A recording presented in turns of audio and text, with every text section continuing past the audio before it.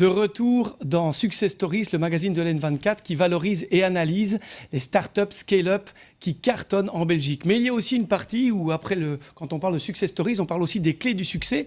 Et là, on a des experts pour répondre à des questions bien spécifiques. Alors, on l'a vu tout à l'heure, on a parlé d'une boîte qui s'appelait Skyforce. La force là-bas, c'était la force de vente. On a ici avec nous deux experts de la force de vente. Avec nous, Philippe et Joël. Alors, on commence par Joël. Joël, je lis un peu ce que j'ai noté. Vous travaillez vous êtes partenaire associé chez Penta Management, spécialisé dans l'amélioration des comportements de professionnels de haut niveau. Vous donnez entre autres des formations pour les équipes de vente. Philippe, vous, après une carrière chez Xerox, qui est un peu aussi la légende dans le secteur de la vente et HP, vous avez créé votre boîte, vous avez créé plusieurs startups et puis aujourd'hui, vous dirigez Brightbees, qui est aussi spécialisé dans la formation de vente et le recrutement des vendeurs. Alors, première question, quand on voit effectivement une boîte qui cartonne et qui vend comme ça, ce côté cold calling, téléphoner, aller recontacter. Joël, quels sont pour vous les défis quand on gère en fait une équipe de vente? Alors, ils sont multiples. Donc la première chose, effectivement, dès l'instant où on parle de gérer, de mesurer, pour mesurer, il faut déjà fixer un objectif. Et cet objectif doit être en fonction des compétences du commercial, de ses capacités. Donc ça, c'est déjà le premier challenge. Deuxième challenge, c'est dans l'accompagnement. C'est-à-dire que dès l'instant où je vais accompagner mon commercial, par la force des choses, je dois être capable de discuter avec lui des moyens, c'est-à-dire du comment atteindre cet objectif, et effectivement de l'accompagner et de le coacher. Quand on dit ça, donc vous dites de l'évaluer, vous dites de le rencontrer, c'est un petit peu évaluer comparer l'effort et le résultat. En quoi c'est important de faire ces distinctions entre l'effort et le résultat? Alors, c'est très important en matière de motivation pour la personne. C'est-à-dire que dès l'instant où vous avez une vie de commercial, c'est quand même une vie qui est faite de haut et de bas. Donc, dès l'instant où la personne est dans une période de succès, où elle atteint ses objectifs, regarder, challenger le résultat, c'est très motivant. Okay. Par contre, si la personne est dans un creux commercial, si je regarde le résultat, je commets une grave erreur, je vais être démotivant. Et donc, par la force des choses, s'orienter sur les moyens, regarder le petit pas dérisoire, ce qui va me permettre de pouvoir atteindre l'objectif à terme. Effectivement, c'est comme ça qu'on va réussir à le motiver. Alors, Philippe, vous, quand on parle de ça, c'est quoi les clés pour avoir une équipe qui fait des ventes, selon vous? Je dirais la plus grande clé, c'est vraiment la culture de vente. Alors, cette culture de vente, en fait, elle s'inscrit dans 3 grands piliers. La première, c'est la motivation du vendeur, l'attitude en général, qui fait que le vendeur a vraiment envie, de réussir dans la vente, c'est-à-dire faire ses objectifs de vente, mais en plus aussi d'avoir un certain nombre de clients heureux. Donc ça, c'est vraiment la première mission. La deuxième, évidemment, c'est d'être vraiment bien organisé. Un vendeur doit pouvoir gérer son temps, doit pouvoir gérer de manière optimale ses clients. Et donc, une des choses clés que je conseille à toute entreprise, à tout vendeur, j'ai envie de dire, à toute équipe, évidemment, c'est d'avoir un business plan commercial pour l'année, afin en fait de visionner réellement là où on va faire le chiffre pour l'année. J'ai entendu, vous avez parlé d'une culture. Donc, c'est vrai qu'on peut dire, moi je dirais un bon commercial, pour avoir été aussi commercial à un temps, c'est aussi un bon baratineur à un moment donné. Donc comment on le distingue? Vous avez créé, vous, aussi un département recrutement, donc vous recrutez. C'est parce que vous avez vous savez détourner les pièges pour repérer ces vrais bons vendeurs? Évidemment, alors exactement. Donc Brightbees a mis au point, je dirais effectivement, un département recrutement. Recruter et identifier des vendeurs, c'est pas si facile, c'est pas une tâche si facile, parce que la plupart des vendeurs, les bons comme les moins bons, qu'est-ce qu'ils savent très bien tous faire, c'est parler.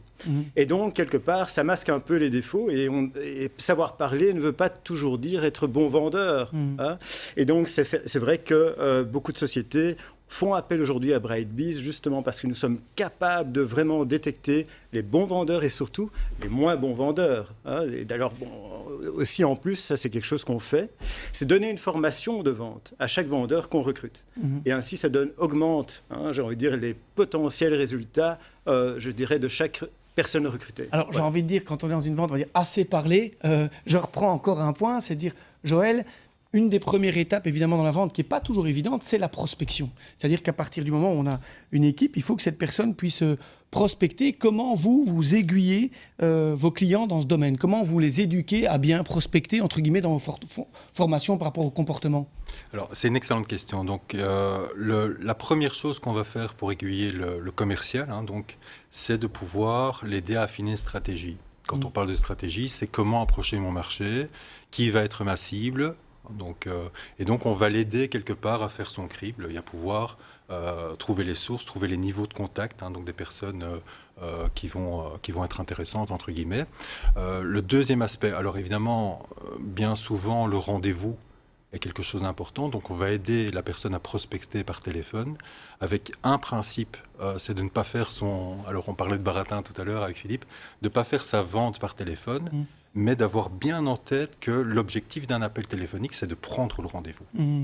Et ensuite, effectivement, de pouvoir, nous, on va aider la personne, on va aider chaque commercial dans le cadre de nos formations à écrire un script, à rédiger un script qui va effectivement permettre d'augmenter les chances d'obtenir ce rendez-vous. Donc, dans ce qu'on disait tout à l'heure avec Philippe, il y avait l'idée de rigueur aussi. Donc, l'idée, c'est de dire, le vendeur, à un moment donné, il doit avoir cette rigueur de téléphoner, raconter le bon script et pas n'importe quoi, et donc de pouvoir suivre ça, et ça c'est ce que vous expliquez à la fois aux vendeurs, mais à la fois à leurs managers. Philippe, vous, quand vous rencontrez quelqu'un pour la prospection, si je devais vous demander, vous, votre clé pour la prospection, c'est quoi?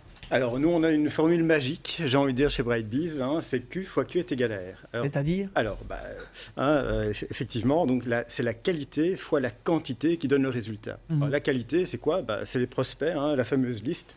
Et parmi les prospects, il y a des bons prospects, mais aussi des moins bons prospects. Donc, c'est un peu aléatoire, je dirais.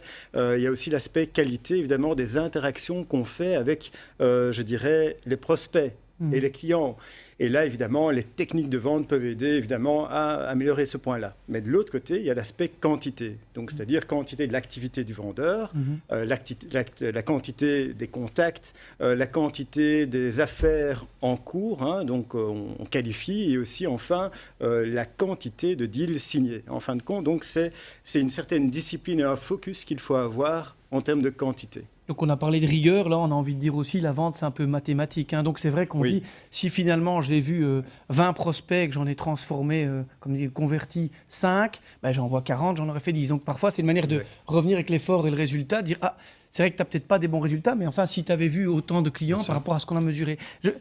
Joël, quand vous voyez un commercial, on a parlé de la culture, qu'est-ce qui fait la différence entre un bon et un mauvais? Alors, on a tous la blague avec le chasseur, on a l'image des inconnus, mais c'est quoi l'image pour vous entre un bon et un mauvais commercial? Alors, le bon commercial... non, la première chose... C'est celui qui sait rire. Pardon? C'est celui qui sait rire. Exactement, c'est savoir rire. Donc, la première chose, c'est sa capacité d'adaptation. Donc, capacité d'adaptation à plusieurs choses. Donc, capacité d'adaptation, c'est bien ça le point. D'adaptation. Ok, oui, d'accord. Donc, première chose, effectivement, les préférences comportementales. Donc, être capable de repérer quel type de discours et adapter son discours en fonction de la personnalité. Donc, est-ce qu'en face de moi, j'ai un ingénieur qui va me demander toutes les technicités du produit ou quelqu'un qui veut qu'on soit bien sympa? Donc, c'est ça? C'est ça, Pierre. Donc, exactement. Alors, ce n'est pas tout à fait la casquette, mais la casquette est un autre paramètre. C'est-à-dire que le premier paramètre, c'est la typologie. Le deuxième paramètre, ce sera le niveau de la personne. Et effectivement, en fonction du fait que j'ai soit un décideur, soit effectivement un technicien, je vais parler, je vais adapter mon argumentation. Donc ça, c'est un. Deuxième aspect, en dehors de la capacité d'adaptation, il y a sa capacité d'écoute, puisque c'est pas pour rien qu'on a une seule bouche et deux oreilles, donc c'est pour écouter 2 fois plus que ce que l'on parle.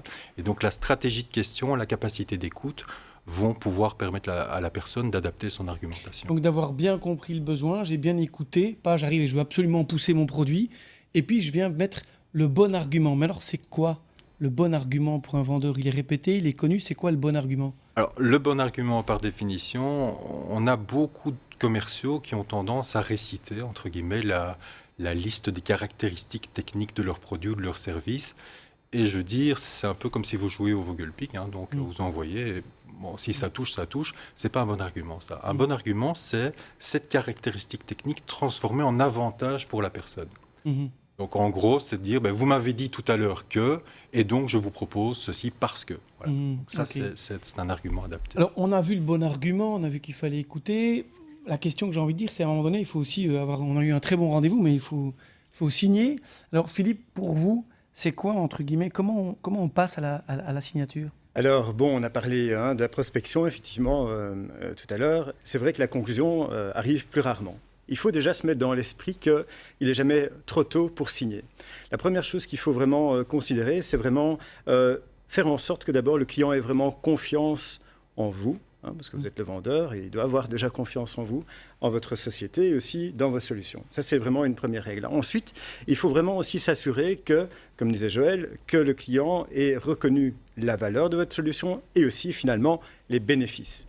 Et plus les avantages et bénéfices, qu'est-ce qu'il va pouvoir en retirer comme retour sur l'investissement qu'il fera. Évidemment, dès que le client a ces 3 points, les 3 points sont alignés, à ce moment-là, ce sera vraiment naturel de signer.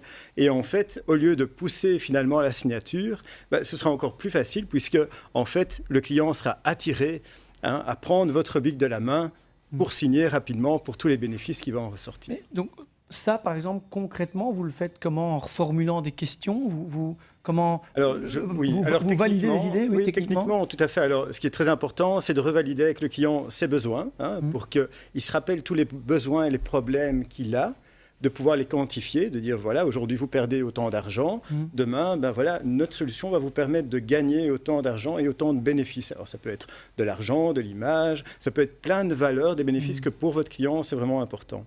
Et donc, à ce moment-là, vous dites, voilà, est-ce que vous êtes d'accord que grâce à notre solution, potentiellement, vous pourriez avoir tous ces bénéfices. Dès le client... Mais pour lui, ça doit être naturel. Il va dire, oui, effectivement, c'est ce qu'on a discuté, notamment dans la découverte des besoins. Donc, pas de surprise. Et donc, logiquement, on doit demander naturellement la signature d'un contrat. Joël, vous c'est quoi vos conseils pour bien signer? Comment vous aborderiez-vous ça? Au niveau du comportement, comment faire signer? Alors, je suis content que vous parliez de comportement, Pierre. Donc, notre spécialité... Penta est le spécialiste dans les comportements. Bien téléphoner et bien écouter. On a vu aussi, comme vous l'avez expliqué tout à l'heure, de bien repérer qui on a en face de nous. C'est vrai que c'est important, parce que si on est trop... baratineur, entre guillemets, qu'on a quelqu'un qui veut que du concret et un Excel sheet, ça va être compliqué, mais donc dites. Oui, exactement. Donc, l'aspect ici, on va travailler sur les comportements, sur l'attitude de la personne. Et comme l'a dit Philippe, le but de la signature, le moment de la signature, c'est évidemment de sécuriser la personne. Alors, on va travailler également des techniques. Donc, il y a des techniques. Chez Penta, on propose d'allier à tous les comportements qu'on aura vus durant l'ensemble d'un trajet, on va proposer d'allier un certain nombre de techniques de conclusion qui vont d'une pression, je vais dire, la plus faible, entre guillemets. Haute pression et basse pression. Exactement. Donc, on a eu effectivement cette écoute, des exemples. Dans les techniques, j'avais entendu qu'il y avait aussi le pouvoir du silence. Oui. Alors, c'est une des techniques, c'est à un moment donné, il faut juste se taire et dire, vous donner les arguments plutôt que d'essayer de toujours blablater. Exactement. Mais c'est une des techniques, c'est-à-dire qu'à un moment, surtout une personne qui a un niveau d'introversion assez important, il a besoin de réfléchir. Donc, dès l'instant où quelqu'un a besoin justement de remettre toutes les cases et de se dire, oui, finalement, c'est la solution qui...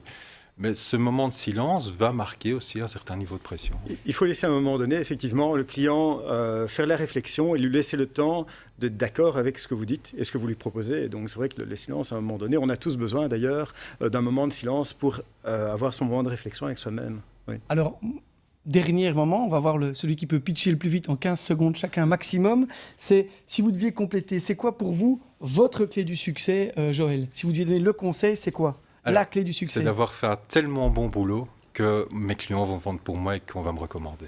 Recommandation active. Et pour vous, Philippe, c'est quoi? Pour moi, c'est un mélange entre les techniques, le relationnel, vraiment challenger aussi le client avec des idées nouvelles pour que vraiment il y ait cette relation de confiance et vraiment arriver à un win-win vraiment sincère entre ce que vous offrez vers vos clients et vous, votre société, parce qu'on est là pour faire du commerce. Parfait. Et bien sur ces mots, on lance la page de pub et on se retrouve effectivement après pour un autre défi, non pas vendre via la force de vente, mais vendre en ligne.